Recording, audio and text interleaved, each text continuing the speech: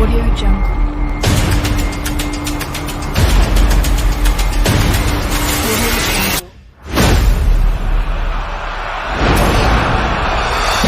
Audio Jungle.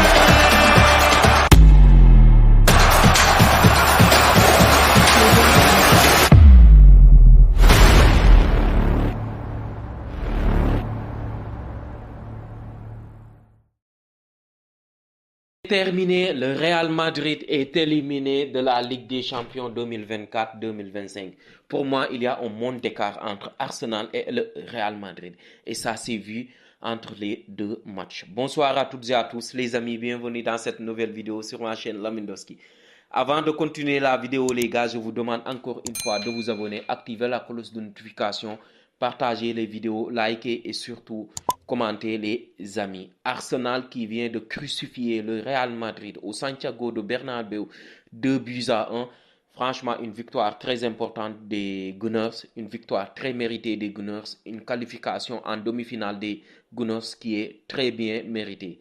Le Arsenal a nettement été supérieur au Real Madrid dans les deux matchs, que ce soit à l'Emirates et surtout au Santiago de Bernabéu. Là où tout le monde pensait que le Real Madrid allait faire une remontada, c'est Arsenal qui a dominé le Real Madrid au Santiago de Bernabéu. Donc, Arsenal donc donc la logique a été respectée. La meilleure équipe a gagné. La meilleure équipe qui joue bien au football. L'équipe qui en veut plus a nettement gagné. Donc, il n'y a pas de suspense, il n'y a pas de discussion possible. Donc, beaucoup de personnes pensaient que le Real peut faire la remontada. Mais comment peut-on faire la remontada en balançant des ballons, en ne jouant pas au football en fait? J'ai l'impression que le Real Madrid voulait balancer des ballons, des longs ballons, pour profiter des erreurs d'Arsenal et surtout des coups pieds arrêtés. Ce qui ne marche pas avec les Gunners parce qu'ils sont très forts. Et donc les Gunners aussi étaient venus sans pression. Franchement, ils jouaient comme s'ils jouaient contre une équipe de deuxième division. Franchement, les Gunners, bravo à eux, ils ne sont pas été atteints mentalement. Donc, ils ont mérité leur qualification. Et surtout, dès la 10e ou bien 12e minute, il y a ce penalty. Une faute de jeunesse d'Asensio sur Mikel Merino. Donc, penalty pour Arsenal. Penalty pour Arsenal, malheureusement raté par Bukayo Saka.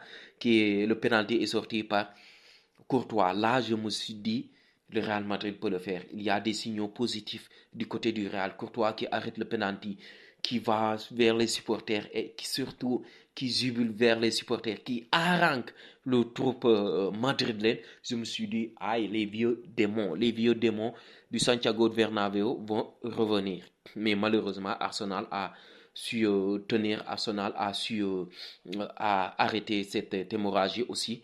Parce que franchement, ils ont bien joué. Ils ont bien joué. C'est Arsenal qui jouait au football, tactiquement, techniquement, surtout franchement dans les combinaisons. Mais on n'a pas vu ça au Real Madrid en fait. Et surtout, la première mi-temps était 0 but partout.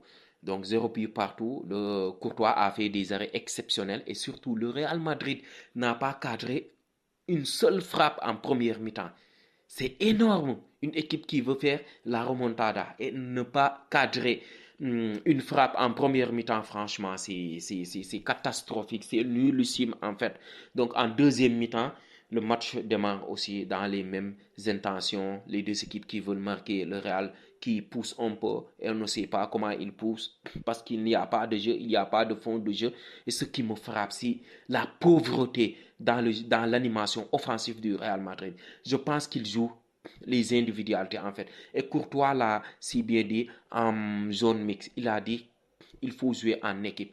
Il a l'impression que les joueurs offensifs veulent jouer pour leur gueule en fait. Et ce qui s'est passé depuis le début de la saison dans cette équipe du Real Madrid, on sent que cette équipe, il n'y a pas d'animation offensive, il n'y a pas de collectif, il n'y a pas des joueurs qui jouent les uns pour les autres.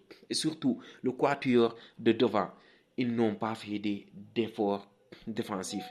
Et surtout, le match de Rodrigo, franchement, c'est à jeter dans la poubelle. Rodrigo a été catastrophique, nullissime, incroyable. C'est absolument nul.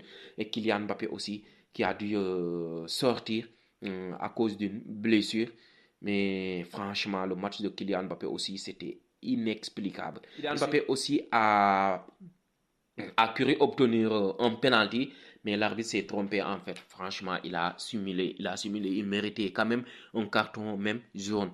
Mais l'arbitre, la VAR a appelé l'arbitre pour annuler le penalty. Pour moi, il n'y a jamais eu de penalty. Il faut arrêter avec des petits contacts et on siffle des penalty. Surtout en deuxième mi-temps, vers la 67e minute, je pense, 64e minute, et c'est là que Arsenal ouvre le score grâce à Bukayo Saka. Franchement, il s'est rattrapé par rapport au penalty raté. Bukayo Saka, quel joueur, franchement, quel joueur. Il a fait du mal à David Alaba. D'ailleurs, David Alaba a reçu un carton jaune, mais Bukayo Saka a été incroyable. Il a marqué un très joli but.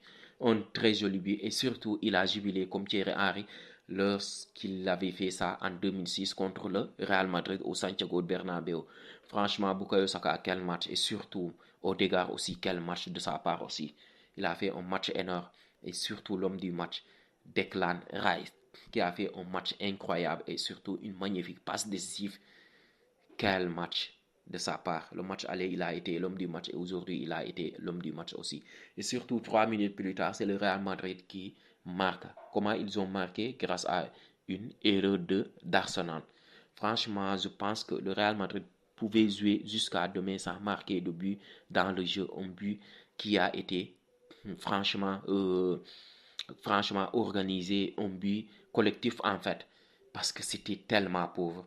Et surtout le Real Madrid qui a marqué grâce à Vinicius, une erreur de Saliba. Franchement, il faut gommer ça en demi-finale contre le PSG.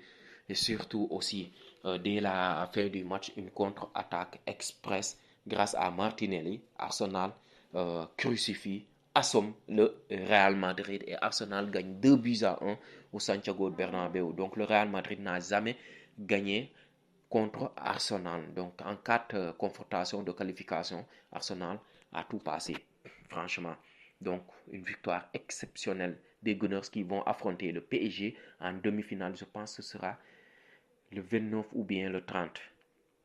En tout cas, et surtout l'autre match aussi, c'est l'Inter qui s'est qualifié. L'Inter va affronter le FC Barcelone. Ça va être incroyable pour nous d'affronter l'Inter. Ils ont fait un match nul contre le Bayern Munich. Et pourtant, c'est le Bayern Munich qui a ouvert le score grâce à Harry Kane. Mais Lautaro Martinez a encore frappé. Pour moi, il est sous-coté, mais c'est un très grand attaquant. Et surtout, Benjamin Pavard aussi a marqué le deuxième but. Et le Bayern a égalisé 2-2 grâce à d'ailleurs. Je pensais que le Bayern allait pousser, mais l'Inter a tenu bon. Donc, Barcelone, Inter de Milan, Paris Saint-Germain contre Arsenal, ça va être des demi-finales incroyables. On a hâte les gars, on a hâte. Donc les amis, abonnez-vous, activez la cloche de notification. On se donne rendez-vous dans les prochains jours pour une nouvelle vidéo sur Lamine Doski.